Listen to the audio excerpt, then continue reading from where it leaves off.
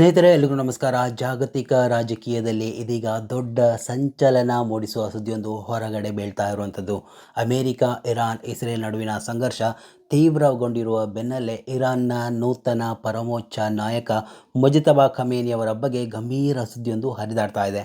ಅಷ್ಟಕ್ಕೂ ಈ ಒಂದು ಸುದ್ದಿಯನ್ನು ಬಿಟ್ಟಿದ್ದು ಯಾವುದೋ ಒಂದು ಮಾಧ್ಯಮ ಅಂತೂ ಖಂಡಿತ ಅಲ್ಲ. ಅಮೇರಿಕಾದ ಅಧ್ಯಕ್ಷನೇ ಸ್ವತಃ ಹೇಳಿದಂಥ ವಿಚಾರ. ಎಲ್ಲವನ್ನ ಕಂಪ್ಲೀಟಾಗಿ ಈ ಒಂದು ವಿಡಿಯೋದಲ್ಲಿ ವಿವರಿಸುವಂತಹ ಒಂದು ಪ್ರಯತ್ನವನ್ನು ಮಾಡ್ತೀನಿ. ಅದಕ್ಕೂ ಮೊದಲು ಈ ಒಂದು ವಿಡಿಯೋವನ್ನು ನೀವು ಮೊದಲನೇ ಬಾರಿ ವೀಕ್ಷಣೆ ಮಾಡುವವರಾಗಿದ್ದರೆ ಖಂಡಿತವಾಗಿಯೂ ಈ ಒಂದು ಚಾನಲನ್ನು ಸಬ್ಸ್ಕ್ರೈಬ್ ಮಾಡ್ಕೊಂಡು ನೋಡಿ. ಮಾತ್ರ ಅಲ್ಲ, ನಿರಂತರವಾಗಿ ಇಂತಹ ಅಪ್ಡೇಟ್ಗಳನ್ನು ನಿಮ್ಮ ಮುಂದೆ ತರುವಂತಹ ಪ್ರಯತ್ನವನ್ನು ನಾವು ಮಾಡ್ತೀವಿ.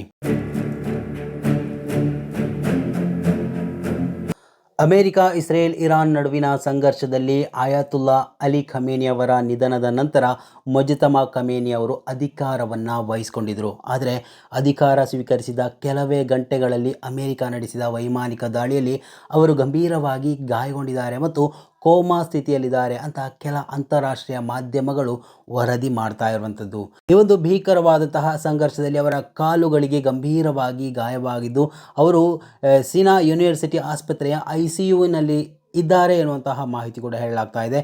ಮತ್ತೊಂದೆಡೆ ಅಮೇರಿಕಾದ ಅಧ್ಯಕ್ಷ ಡೊನಾಲ್ಡ್ ಟ್ರಂಪ್ ಅವರು ಫಾಕ್ಸ್ ನ್ಯೂಸ್ ರೇಡಿಯೋದಲ್ಲಿ ಪ್ರತಿಕ್ರಿಯಿಸಿ ಖಮೇನಿ ಇನ್ನೂ ಉಸಿರಾಡ್ತಾ ಇದ್ದಾರೆ ಅಂತ ಮಾತ್ರ ಹೇಳಿರುವಂಥದ್ದು. ಆದರೆ ಈ ಎಲ್ಲ ವರದಿಗಳನ್ನು ಇರಾನ್ ಸರ್ಕಾರವು ಸಗಟಾಗಿ ತಳ್ಳಿ ಹಾಕಿರುವಂಥದ್ದು. ಮುಜಿತಬಾ ಖಮೇನಿ ಸಂಪೂರ್ಣ ಸುರಕ್ಷಿತವಾಗಿದ್ದಾರೆ, ಈ ದೇಶದ ಆಡಳಿತದಲ್ಲಿ ಸಕ್ರಿಯರಾಗಿದ್ದಾರೆ ಅಂತ ಇರಾನ್ ಸ್ಪಷ್ಟಪಡಿಸಿರುವಂಥದ್ದು. ಒಂದು ಕಡೆ ಇರಾನ್ ದಾಳಿಯಲ್ಲಿ ಇಸ್ರೇಲ್ ಪ್ರಧಾನಿ ಬೆಂಜಮಿನ್ ನೆತನ್ಯಾಹು ಅವರು ಮೃತಪಟ್ಟಿದ್ದಾರೆ ಅಥವಾ ಕಣ್ಮರೆಯಾಗಿದ್ದಾರೆ, ಅವರನ್ನು ಕಾಣೋದಕ್ಕೆ ಸಿಗ್ತಾ ಇಲ್ಲ, ಅವರು ದೇಶ ಬಿಟ್ಟು ಪಲಾಯನ ಆಗಿದ್ದಾರೆ ಎನ್ನುವಂತಹ ಮಾಧ್ಯಮ ವರದಿಗಳು ಒಂದು ಕಡೆ ಬರ್ತಾ ಇದ್ದರೆ, ಇನ್ನೊಂದು ಕಡೆಯಲ್ಲಿ ಇಂತಹ ಒಂದು ಘನಘೋರ ಕೃತ್ಯದ ವಿಚಾರಗಳು ಬರ್ತಾ ಇರುವಂಥದ್ದು. ಸೊ ಏನು ಎತ್ತ ಅನ್ನೋದ್ರ ಬಗ್ಗೆ ಕಂಪ್ಲೀಟ್ ಮಾಹಿತಿಗಳು ಇನ್ನಷ್ಟೇ ಬರಬೇಕಾಗಿದೆ. ಒಟ್ಟಾರೆಯಾಗಿ ಈ ವಿಷಯದ ಬಗ್ಗೆ ಇನ್ನೂ ಅಧಿಕೃತವಾದ ಮತ್ತು ಸ್ಪಷ್ಟವಾದ ಮಾಹಿತಿಗಳು ಇನ್ನೂ ಲಭ್ಯವಾಗಿಲ್ಲ.